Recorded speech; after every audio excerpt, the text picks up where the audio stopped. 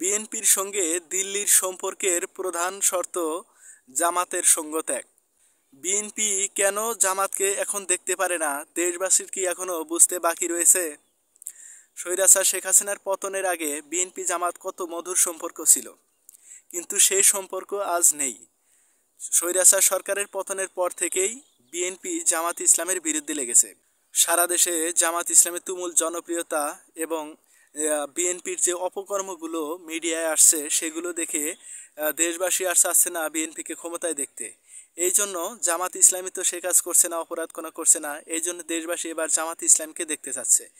এই জন্য জামাত ইসলামের উপরে ক্ষিপ্ত হয়েছে বিএনপি। আরেকটি কারণ হচ্ছে আওয়ামী লীগের পতনের পর এখন ভারতের বন্ধু হতে চাচ্ছে বিএনপি। অর্থাৎ ভারতের গোলাম ছিল এতদিন আওয়ামী লীগ, এখন ভারতের গোলাম হতে যাচ্ছে বিএনপি। তো এই বিএনপি তো বাধায় এখন জামাত, কারণ জামাত সঙ্গে থাকলে বা জামাতের সাথে যদি সম্পর্ক ভালো থাকে ভারত তো সেটা সহ্য করতে পারবে না, কারণ ভারত তো জামাত ইসলামীকে সহ্য করতে পারে না। এই জন্য এই বিএনপি এখন এই জামাতের বিরুদ্ধে পায়ে পড়ে পড়ে ঝগড়া শুরু করেছে।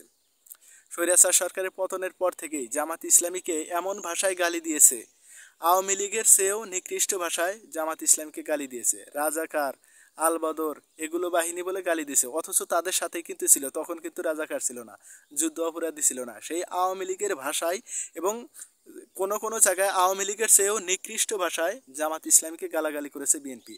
এই একমাত্র কারণ বিএনপির সাথে তাদের যেন, বিএনপির সাথে ভারতের যেন সম্পর্ক মধুর হয়, ভারতের যেন গোলামে পরিণত হতে পারে বিএনপি, এবং ভারতের প্রেসক্রিপশনে যেন বিএনপি ক্ষমতায় আসে, সেই সুযোগের জন্য বিএনপি জামাতের বিরুদ্ধে লেগেছে। কিন্তু এই বিএনপি ইতিহাস থেকে শিক্ষা নিচ্ছে না। বিএনপির বোঝা উচিত বাংলাদেশের মানুষ আর ভারতকে সহ্য করতে পারে না। ভারতের বন্ধু মানে সে বাংলাদেশের শত্রু, আর ভারতের শত্রু মানে সে বাংলাদেশের দেশপ্রেমিক। এটা বিএনপি বুঝতে পারছে না।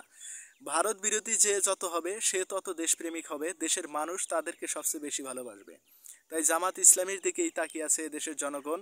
জামাত ইসলামীর বিরুদ্ধে যতই ষড়যন্ত্র করুক জামাত ইসলামী এগিয়ে যাবে, কারণ জামাত ইসলামী একমাত্র দেশপ্রেমিক, এটি প্রমাণিত।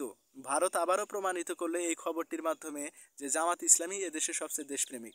আর যারা যাদেরকে ভারত ভালোবাসে বুঝতে হবে তারা বাংলাদেশের দেশপ্রেমিক নয়। আওয়ামী লীগের মতো যারাই ভারতের গোলাম হতে চাবে তাদেরকেই বাংলাদেশের মানুষ বয়কট করবে, তাদের অবস্থা ওই আওয়ামী লীগের মতোই হবে।